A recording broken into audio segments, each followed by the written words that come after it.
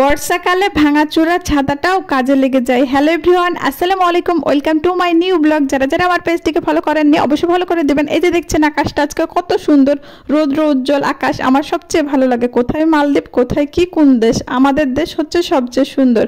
আর বাংলাদেশের মতো এত সুন্দর জায়গা কোথাও নয়। আর নিহা মামনিটা দেখেন স্কুলের জন্য রেডি হয়ে বসে আছে সিভিল ড্রেসে, আর কি ও কানফুটা করেছে, এই জন্য বলছে আজকে ড্রেস পরে যাব না। তাই তো সিভিলে পরে একবারে রেডি হয়ে গেছে। আর এখানে নিহা, লামিয়া আর হাসিব বাবা ছিল। তো হাসিব বাবা ক্যামেরার সামনে আসতে খুবই লজ্জা করছিল, এই জন্য আসতে চাচ্ছিল না। তবে লামিয়া মামনি কিছুই বলে না, ও খুব ভালো। আর নিয়ামনি তো মাঝে মধ্যে ঢং করে, মানে ভিডিও করতে দিবে না। আর তারপরে তো আমি সবজি পাড়তে গেছিলাম, এখানে গেছিলাম আর কি পেঁপে পাড়তে আর পুঁই শাক পাড়তে। তো পেঁপেগুলো দেখলাম খুবই বড় বড় আর এত সুন্দর। আমার পেঁপে গাছটা বেশ ভালোই লেগেছে, যে গাছে বড় বড় পেঁপে সেই গাছটা বেশ পছন্দ হয়েছিল আমার। আর এখানে ছোট ভাইয়া আর কি পুঁই শাক কাটছিল, যেন খুঁজে খুঁজে। এই যে দেখছেন নিচে পড়ে আছে পুঁই শাকগুলো, তবে এগুলো চিকন চিকন পুঁই শাক। চিকন চিকন পুঁই শাকগুলো আমার তেমন অত ভালো লাগে না। তারপরে যাই ভাবা, মানে এতগুলো আছে কি আর করার। তো নিজের বাগানে যেহেতু সবজি আর কি আমার শাশুড়ি আম্মা লাগায় আর কি, তো এই জন্য কেটে নিয়ে আসলাম। যা হয়েছে সেটাই লাভ, সেটাই আলহামদুলিল্লাহ। এখানে ছিল পাট শাক।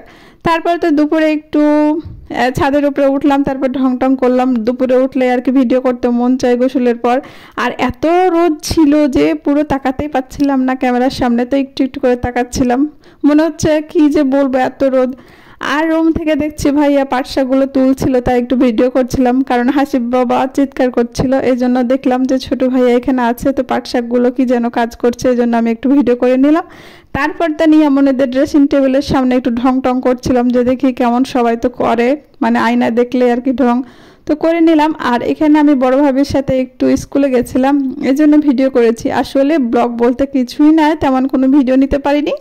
যা যা একটু একটু ক্লিপ ছিল তাই আর কি ভিডিও নিয়েছি আর শেয়ার করছি। আর তারপর তো শুরু হয়েছে কত বৃষ্টি, আল্লাহ এত বৃষ্টি, তাই আর ভিডিও করতে পারিনি, কারণ বাচ্চা নিয়েছিলাম। আর বিকালে ঘুম থেকে উঠে তো এই যে দেখছেন কীরকম চোখ বড় বড় করে হাঁটছি, কারণ ঘুম পারলে আসলে ফ্রেশ ফ্রেশ লাগে আর ভালো লাগে, সতেজও লাগে।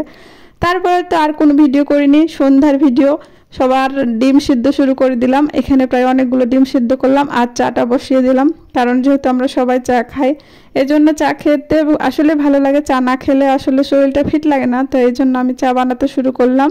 মানে সবাই যেহেতু চা খেলো। আর আজকে ভয়েস ওভার করতে একদম ভালো লাগছে না, শরীরটা আসলে ভালো করে না। তো কি আর করার, যা পেরেছি তাই আপনাদের মাঝে শেয়ার করেছি। অবশ্যই জানাবেন কেমন হয়েছে ভিডিওটি।